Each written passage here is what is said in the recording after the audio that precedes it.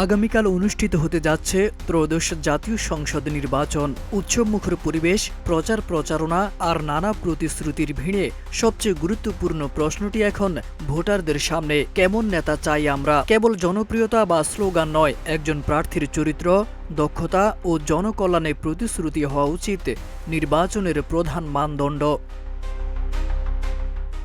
একজন সত্যিকারের নেতা শুধু পদবীধারী নন, তিনি সময়োপযোগী সিদ্ধান্ত নিতে পারেন, জনগণের কথা শোনেন এবং ভবিষ্যৎ প্রজন্মের কথা মাথায় রেখে পরিকল্পনা করেন। তাই যোগ্য নেতৃত্ব বাছাইয়ের ক্ষেত্রে কয়েকটি মৌলিক গুণের দিকে বিশেষভাবে নজর দেওয়া যেতে পারে। প্রার্থীর ব্যক্তিগত ও রাজনৈতিক জীবনের সততা, আমানতদারিতা ও নৈতিক অবস্থান সবচেয়ে গুরুত্বপূর্ণ, কারণ নেতৃত্বের ভিত্তি দাঁড়িয়ে থাকে বিশ্বাসের উপর।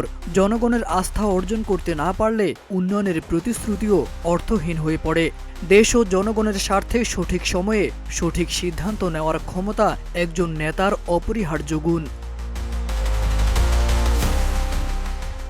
ব্যক্তিগত বা দলীয় স্বার্থের ঊর্ধ্বে উঠে সাধারণ মানুষের কল্যাণকে অগ্রাধিকার দেওয়ার মানসিকতা একজন নেতাকে আলাদা করে চিহ্নিত করে।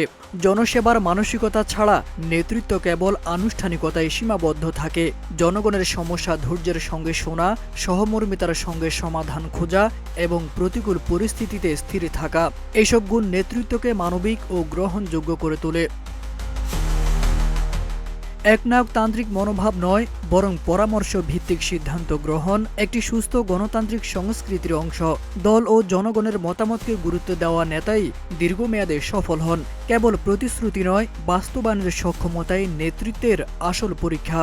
ত্রয়োদশ জাতীয় সংসদ নির্বাচনকে ঘিরে তাই প্রত্যাশা একটাই, যোগ্য, সৎ ও জনকল্যাণে নিবেদিত নেতৃত্বের হাতে গড়ে উঠুক আগামীর বাংলাদেশ। তারেক আজিজ খান, প্রজন্ম 24।